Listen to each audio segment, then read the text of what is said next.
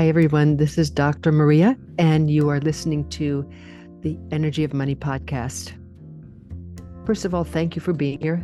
Thank you for being willing to listen as I do this podcast every week. And we're hoping that what we're looking at can be of some value to you. Today, I'm going to be talking about something that's a little different in terms of how we think of ourselves.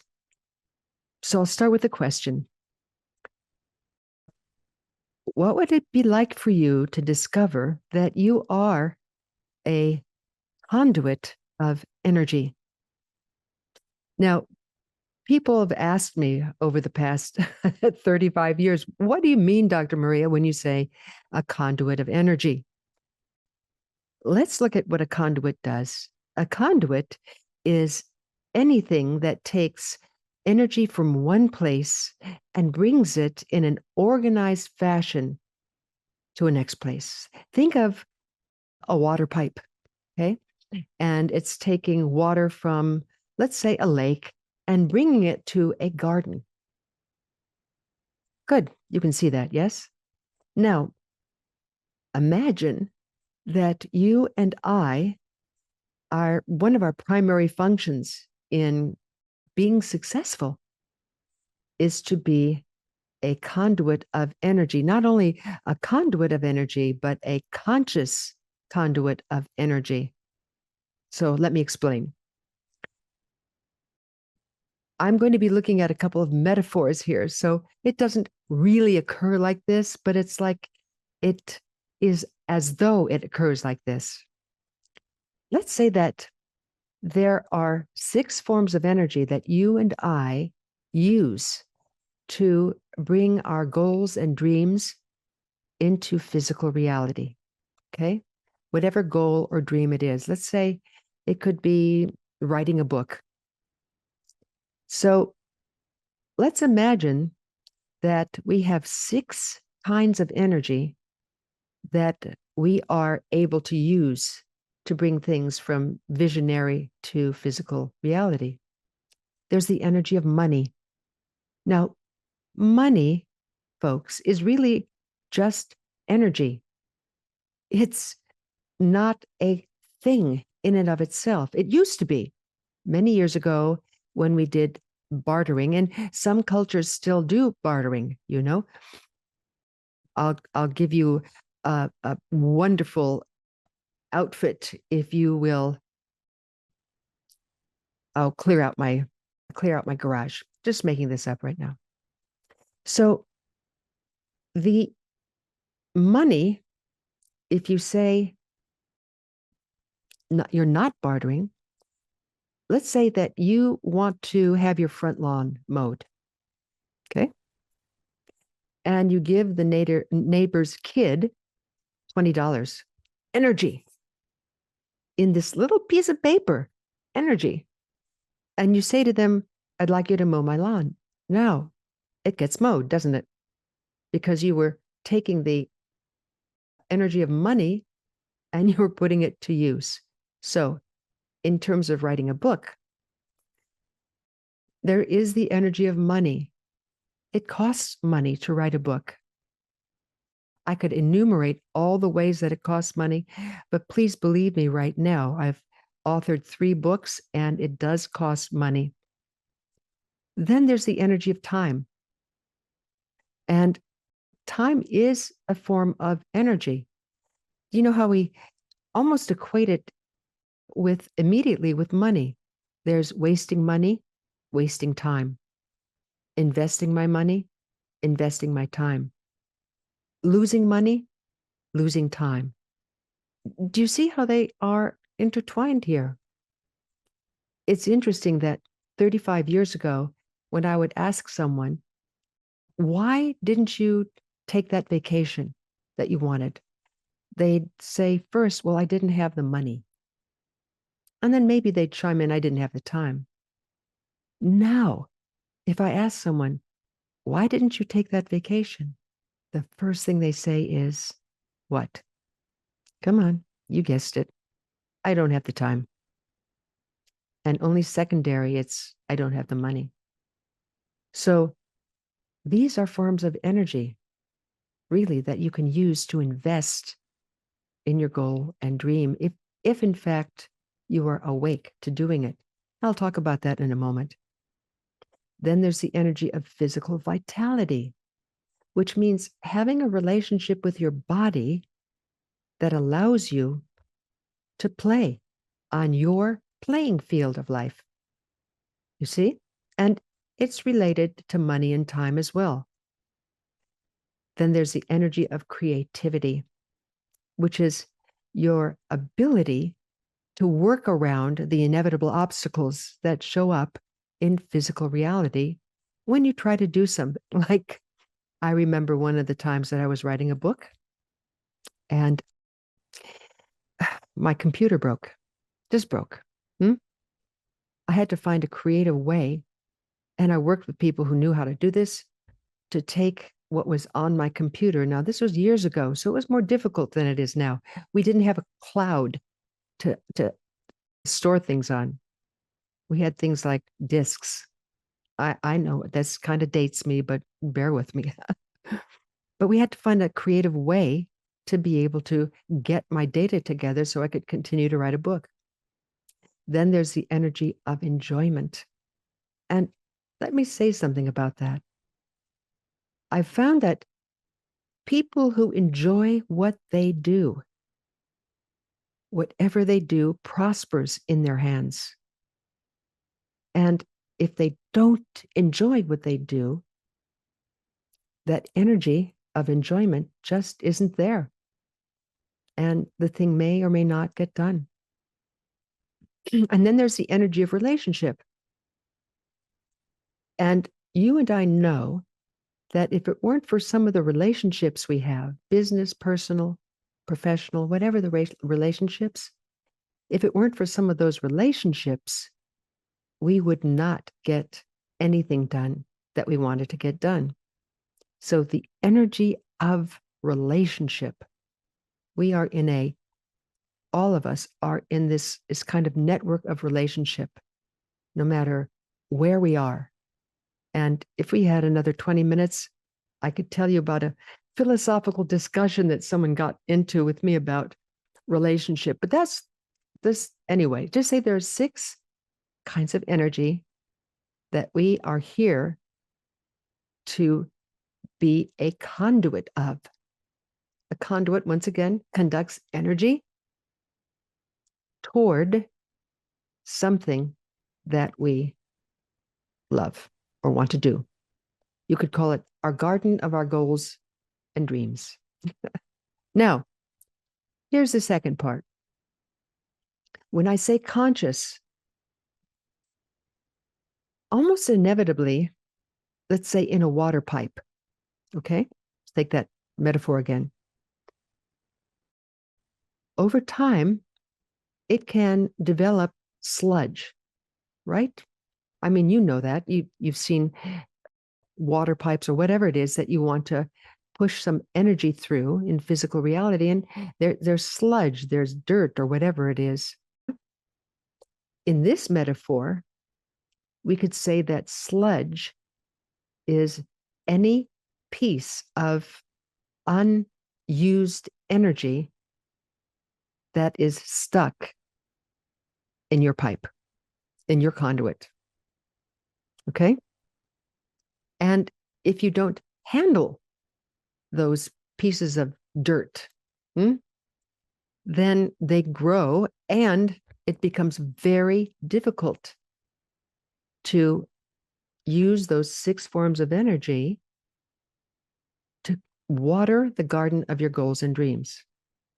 At the same time, conduits spring leaks. In a water pipe, you can see water going all over the place.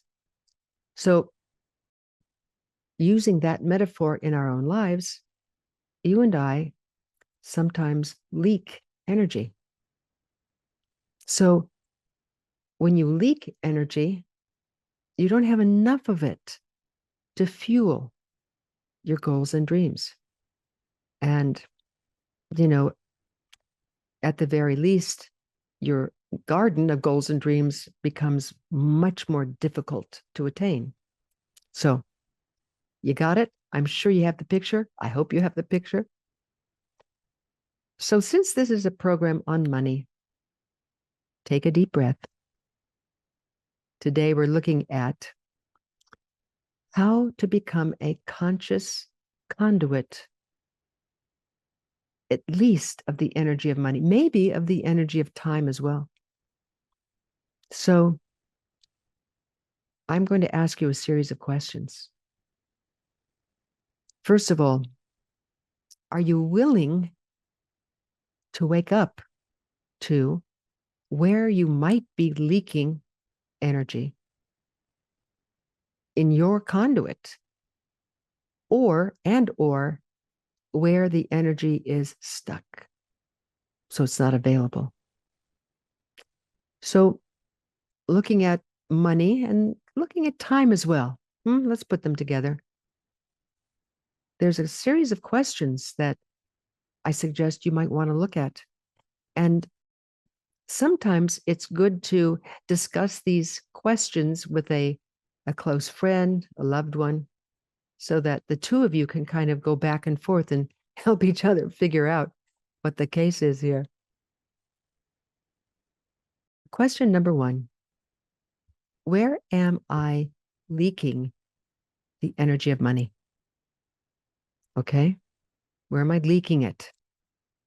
So leaking means I'm using money in an unconscious way to buy things that I either really don't want, don't love, and sometimes spend just for the sake of spending it. You might say, come on, Dr. Marie, I don't leak money. I suggest, now remember, I'm your money coach. I suggest you look at last month's credit card bill. Look at it. Go over it and look at each charge and ask yourself, I spent a little money here and a little money there, maybe $6.99, maybe, $10, whatever. Add up, make a check next to everything that you see that was a money leak. You could even look at your bill for entertainment. Do you belong to certain channels that you never watch?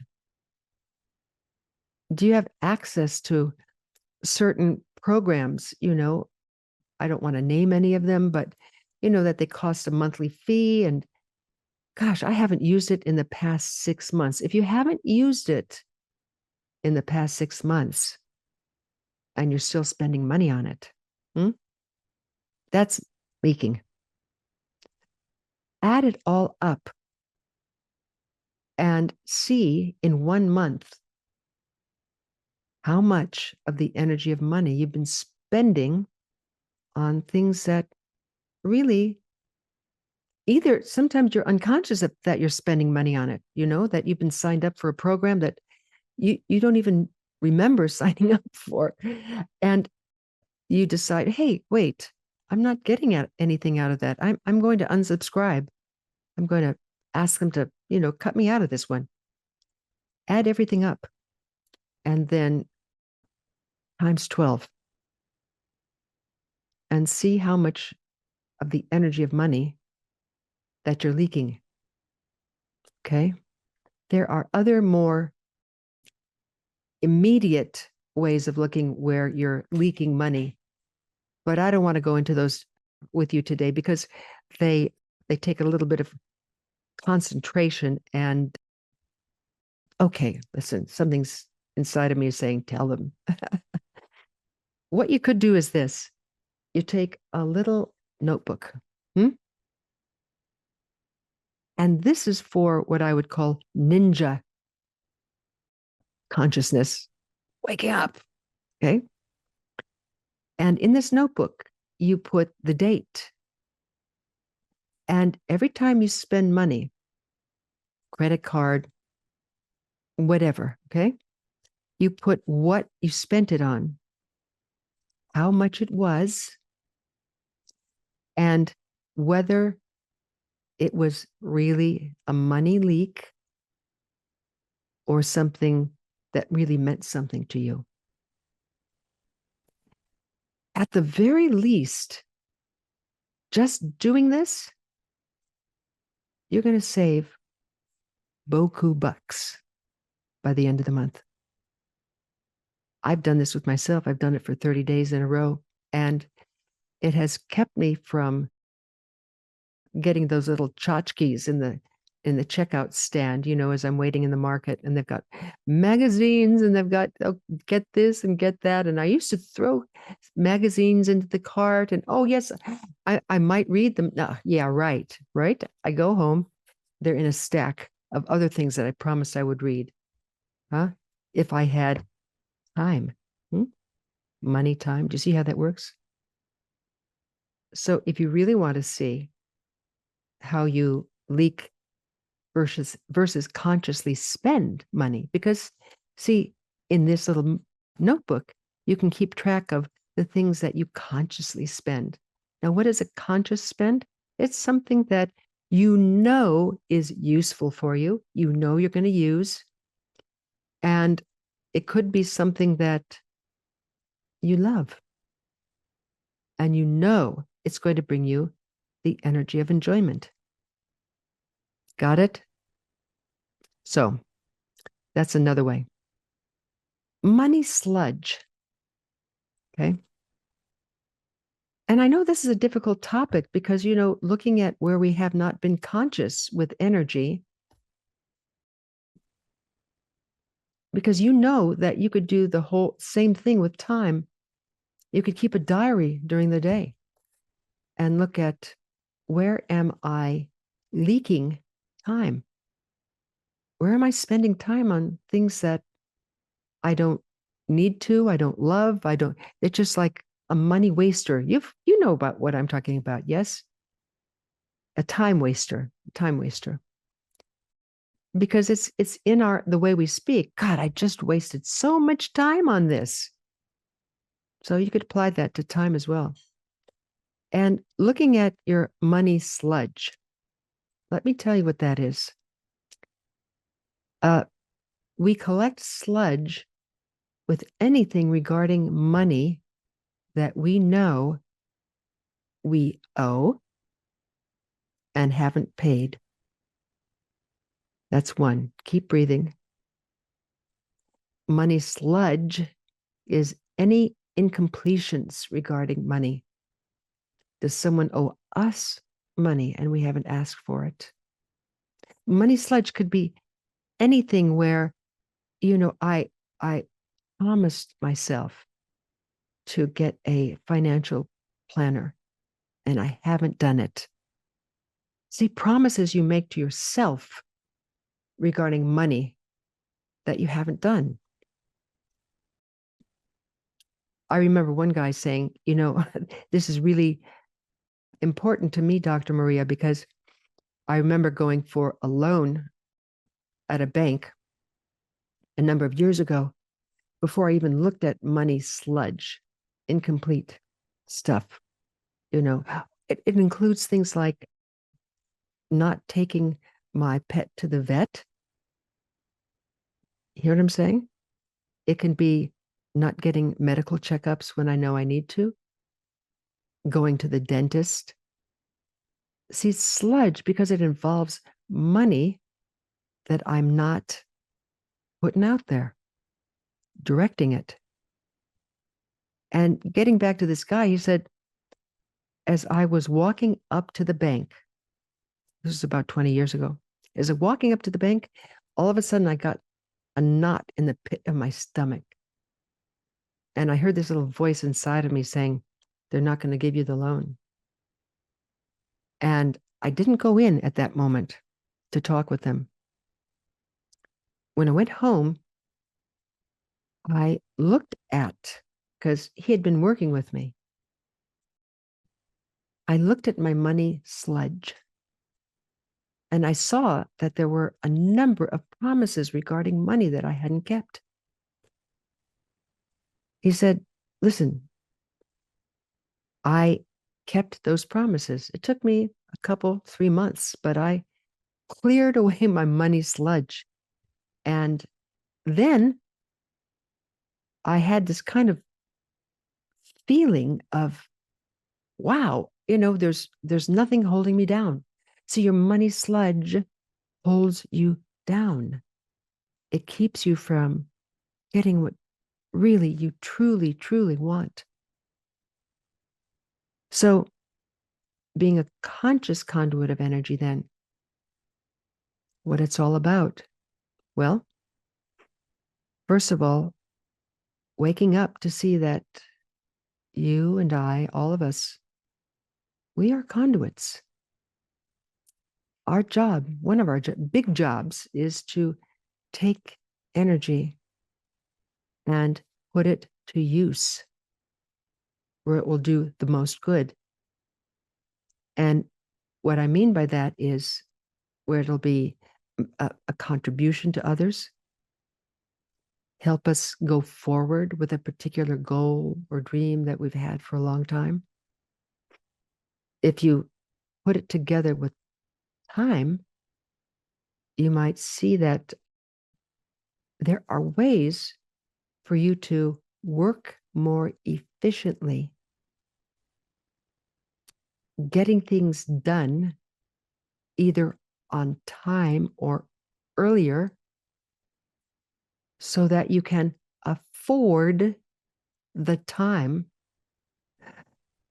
to take a vacation. There's not so much time sludge on your desk, for example. You're working to clear things away from your desk. That is becoming a conscious conduit of energy. So I hope that some of the questions I've asked you, where am I leaking money? Where do I have money sludge? Am I willing to stop up my leaks, clear away my sludge, and just look at how I begin to use money constructively in a way that contributes to life, contributes not only to me, but my family, my community, whatever, because there's nothing holding me back. And see, as your coach, I want for you that you have exactly what you dream of in life. And that you get it with clarity, focus, ease, and grace. Remember, that's the definition I use all the time. Success is doing what you said you would do consistently with clarity, focus, ease, and grace. So until next time, this is Dr. Maria saying, be well and go get them. Get what it is you truly want. See you next week.